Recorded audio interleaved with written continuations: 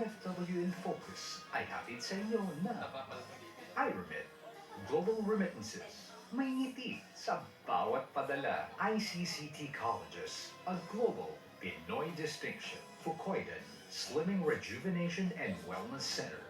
To Go Travel, a Fukoidan capsule. Look young, live longer. A gift of health from the sea. 8 nurse sa California si Spencer, pero hindi sapat ito para makalimutan niya ang kanyang first love, ang musika. Narito ang kanyang kwentong OFW.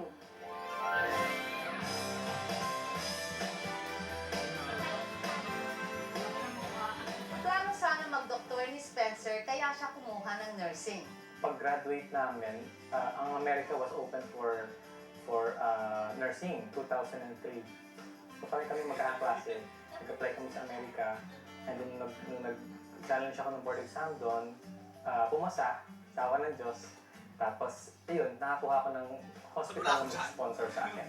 Dahil first time ni Spencer mamuhay mag-isa at malayo sa kanyang pamilya, nahirapan siya pagdating niya sa Amerika. Mahirap ang buhay sa Amerika, kailangan mo talaga magtrabaho para makuha mo yung gusto mo.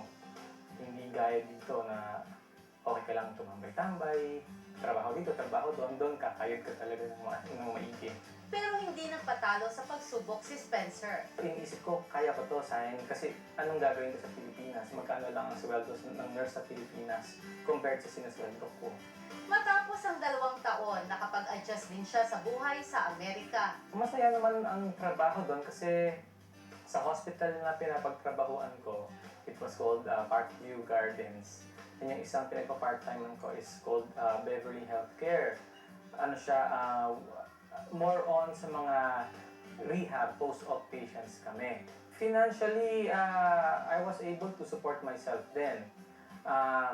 Nakabili ako ng unang bahay ko, nakabili ako ng dream car ko, na-enjoy ko naman yung pera. So I learned na maging independent because wala akong maasahan doon, ako lang mag-isa.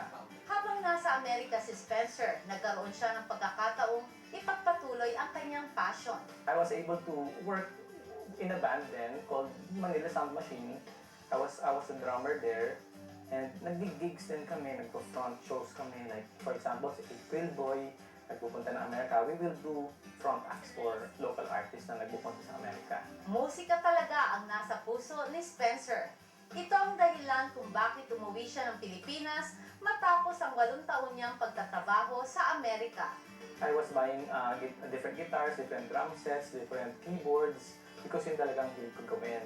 And then nung umuwi ako ng 2010, I was able to put this up. At least nagamit ko rin yung mga in-invest kong mamahaling gamit. Pero most of the equipment na makikita mo dito, inuwi ko galing Amerika. Ako ang bumili. Itinayo ni Spencer ang Sprita para sa katuparan ng matagal na niyang pangarap. To capture a dream na, nakaipon na rin naman ako kahit paano, gusto ko lang talaga i-capture yung dream ko in music, in the music industry. Kasi parang ang tingin ko sana meron pa sanang improvement on the quality of Filipino songs sana. And yun sana ang yun ang gusto kong gawin. Kahit pa tinalikuran na ni Spencer ang pagiging nurse, masaya pa rin siya na minsan sa buhay niya ay nagampanan niya ang makabuluhang trabaho na ito. I'm proud to be a Filipino nurse because ang mga Filipino nurses talaga ang hinahanap ng mga Amerikano, mga Latino because we are very hospitable and we are very ready tayo tumulong kahit hindi natin pasyente tutulong.